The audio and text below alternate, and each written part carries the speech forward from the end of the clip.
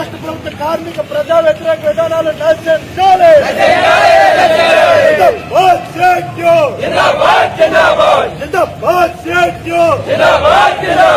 కార్మికులు బానిసలుగా మార్చిన 4 లేబర్ కోడ్లు రద్దు చేయాలి. కార్మికులు కనీస వేతనం 26,000 నమోదు చేసి అమలు చేయాలి. వాళ్ళందరికీ సమగ్రమైన చట్టం లేదు. మనం 100 ఏళ్ల నుండి పెద్ద ఎత్తున మనం సమ్మెలు చేసి చట్టాలు తీసుకొస్తే ఈ ప్రభుత్వం ఆ చట్టాలన్నీ రద్దు చేసేస్తారని చెప్తుంది. ఎక్కడి నుండే చెప్పదలుచుకున్నాం, మోడీ గారు ఖబర్దార్, ఈ చట్టాలు కానీ రద్దు చేస్తే నీ ప్రభుత్వాన్ని రద్దు చేసేస్తామని హెచ్చరిక చేయదలుచుకున్నాం. ఎందుకు లేబరు చట్టాలు వచ్చాయి? మనం కాదు, బ్రిటిష్ వాడికి 100 ఏళ్ల క్రితం 200 సంవత్సరాల పాటు పెద్ద ఎత్తున ఉద్యమాలు కార్మిక వర్గం చేసి కనీస వేతనం చట్టం చేసుకుంది. అలాగే ఇప్పుడు మన సంఘాలు పెట్టుకున్నాం. మనకి సంఘాలు వద్దంట. సంఘాలే కాదు, మనం రోడ్ల మీదకి రాకూడదంట. రోడ్ల మీద రాకూడదే కాదు, మనం పిటిషన్లు ఇవ్వకూడదంట. ఎవరు పిటిషన్లు ఇవ్వాలి? మన ఎమ్మెల్యేలు ఇవ్వాలంటే, ఎంపీలు ఇవ్వాలంటే పిటిషన్లు.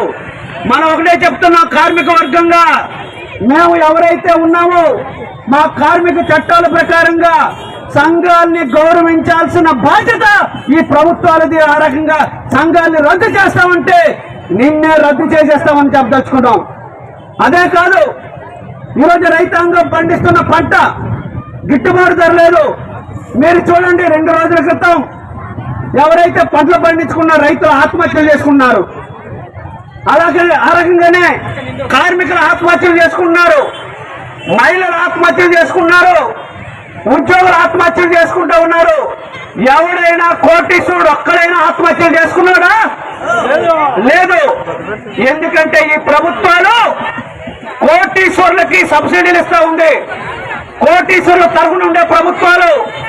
అందు గురించి మనం ఒక విషయం చెప్పదలుచుకున్నాం, కోటీశ్వరులు కాదు, మనం వేసిన ఎవరికైతే ఓట్లు వేస్తా ఉన్నామో మా గురించి ఆలోచించండి అని మనం అడుగుతా ఉన్నాం. బీజేపీ ఎన్డీఏ ప్రభుత్వం కార్మిక హక్కుల మీద దాడి చేస్తోంది. లేబర్ కోడ్లను తెచ్చింది. ఈ లేబర్ కోడ్లన్నింటినీ కూడా రద్దు చేయాలని చెప్పి దేశవ్యాప్తంగా కార్మిక వర్గం, ఉద్యోగ వర్గాలు ఈరోజు సార్వత్రిక సమ్మె నిర్వహిస్తున్నాయి. ఈ సమ్మెకి మద్దతుగా రైతు సంఘాలు, వ్యవసాయ కార్మిక సంఘాలు, సంయుక్త కిసాన్ మోర్చా మద్దతు తెలుపుతోంది. కేంద్రంలోని మోడీ ప్రభుత్వం లేబర్ కోడ్లను వెంటనే రద్దు చేయాలి. కనీస వేతనాలు 26,000కు పెంచాలి, అమలు చేయించాలి. సమాన పనికి సమాన వేతనం ఇవ్వాలి.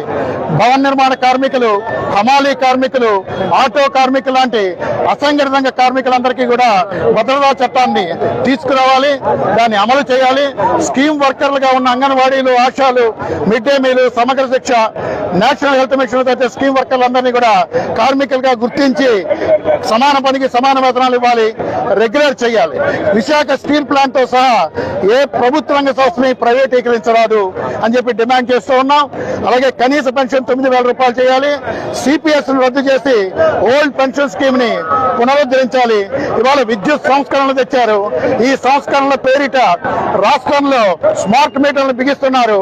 ఈ స్మార్ట్ మీటర్లు మాకు వద్దు, ట్రూ అప్ ఛార్జీలను రద్దు చేయాలని చెప్పి డిమాండ్ చేస్తూ ఉన్నాం. ఈ సమస్యల పరిష్కారం కోసం భవిష్యత్తులో మరింత పెద్ద ఎత్తున ఉద్యమిస్తాం. ఇప్పటికైనా కేంద్రంలో ఉన్న బీజేపీ ఎన్డీఏ ప్రభుత్వం ఈ విధానాల నుంచి వెనక్కి వెళ్ళాలి. రాష్ట్రంలో చంద్రబాబు నాయుడు అవలంబిస్తున్న మోడీ విధానాలను వెనక్కి తీసుకోవాలని చెప్పి డిమాండ్ చేస్తున్నాం.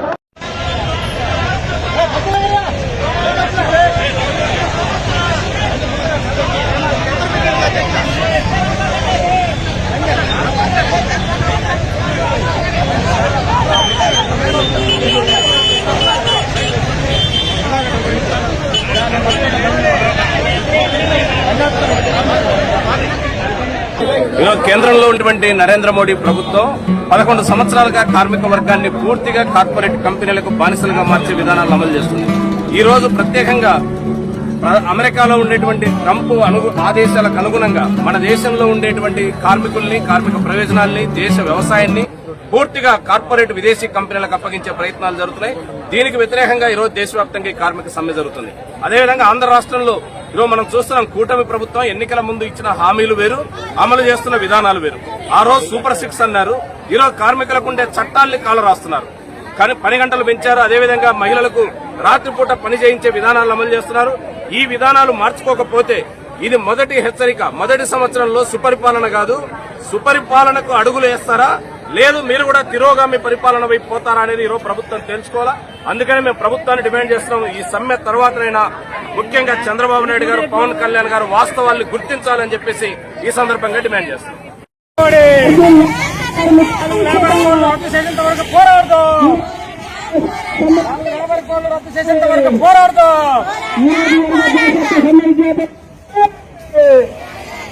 ఈ రోజు ప్రభుత్వ ఉద్యోగాలు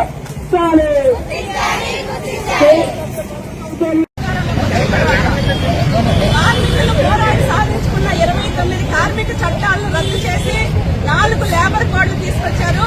ఇవి కనుక అమలైతే రాబోయే కాలంలో కార్మికులు ఉరితాళ్లుగా మిగిలిపోతా ఉన్నాయి. అందుకనే ఈరోజు కార్మికులను కన్నెర చేసింది. ఈ చట్టాలు రద్దు చేయాలని చెప్పేసి ఈ సమ్మె జరుగుతా ఉంది. ఈ సమ్మె దేశభక్తి గల సమ్మె. అందుకని రైతులు, వ్యవసాయ కార్మికులు, ఉద్యోగ ఉపాధ్యాయులందరూ కూడా దీనికి మద్దతు ఇస్తా ఉన్నారు. ఈ కోడ్లు కనుక అమలైతే రాబోయే కాలంలో 8 గంటల పని హక్కులు కోల్పోతాం, 12 గంటలు పెంచడానికి ఈరోజు రాష్ట్ర ప్రభుత్వం కూడా కేబినెట్ తీర్మానం చేసింది. మహిళలు కూడా రాత్రిపూట పని చేయొచ్చు అని చెప్పేసి ఈరోజు మన కేబినెట్ తీర్మానం చేసింది. ఆ కేబినెట్ నిర్ణయాన్ని కూడా ఉపసంహరించుకోవాలని చెప్పేసి మేము చేస్తా ఉన్నాం. అలానే ఈరోజు అనేక సేవా రంగంలో అంగన్వాడీ కానీ, ఆశా కానీ, మధ్యాహ్న భోజన కార్మికులు కానీ, మున్సిపల్ కార్మికులు, పంచాయతీ కానీ ఈరోజు ప్రజలకు సేవలు అందిస్తా ఉన్నారు. ఇటువంటి కార్మికులకు ఎటువంటి ఉపాధి భద్రత లేదు, కనీస వేతనాలు అమలు చేయట్లేదు. అందుకని వీళ్ళందరినీ ప్రభుత్వ ఉద్యోగులుగా గుర్తించాలి. ప్రతి కార్మికుడికి కనీస వేతనం 26,000 రూపాయలు ఇవ్వాలి. అట్లనే కనీసం 9,000 రూపాయల పెన్షన్ ఇవ్వాలని చెప్పేసి సందర్భంగా డిమాండ్ చేస్తా ఉన్నాం. అట్లనే ఈరోజు ట్రాన్స్పోర్ట్ కార్మికులు, ఈరోజు ఆటో కానీ, ఈరోజు ముఠా కార్మికులు, భవన నిర్మాణ కార్మికులు ఎటువంటి సమగ్ర చట్టం లేకుండా ఈరోజు 60 సంవత్సరాలు దాటి వాళ్ళ వయసు ఉడిగిపోయిన తర్వాత చాలా ఇబ్బందులు గురవుతా ఉన్నారు. అటువంటి వాళ్ళందరికీ సమగ్ర చట్టం కావాలని చెప్పేసి ఈ పెరుగుతున్న తరగతి ఛార్జీలు తగ్గించాలి, స్మార్ట్ మీటర్లు రద్దు చేయాలని చెప్పేసి సమ్మె సందర్భంగా డిమాండ్ చేస్తా ఉన్నాం. కేంద్ర రాష్ట్ర ప్రభుత్వాలు ప్రజా వ్యతిరేక విధానాలు మానుకోకపోతే కార్మిక వర్గం మొత్తం నిరవధిక సమ్మెకి సిద్ధమవుతారని చెప్పేసి కూడా ఈ సందర్భంగా హెచ్చరిస్తా ఉన్నాం. ఎల్ఐసి, బ్యాంకులు, అంగన్వాడీ, ఆశా, మధ్యాహ్న భోజన, భవన నిర్మాణ కార్మికులు, ముఠా కార్మికులు, 108, 104 ఇలా అనేక రంగాల తరగతులందరూ కూడా ఈ రోజు ఈ సభలో పాల్గొంటా ఉన్నారు. నరేంద్ర మోడీ 3వ అధికారంలోకి వచ్చిన తర్వాత ధనవంతులకి, కార్పొరేట్ శక్తులకు మూడిగం చేస్తూ కార్మికులకు నష్టమైనటువంటి విధానాలు ఈరోజు అవలంబిస్తా ఉన్నాడు. కార్మికులు సంఘం పెట్టుకునే హక్కు లేదట, జీతాలు అడిగే హక్కు లేదట, పిఎఫ్, ఈఎస్ఐ, బోనస్ లాంటి సౌకర్యాలు అడగకూడదట, యజమానులు వాళ్ళ దయాదాక్షిణ్యం మీద బతకాలి.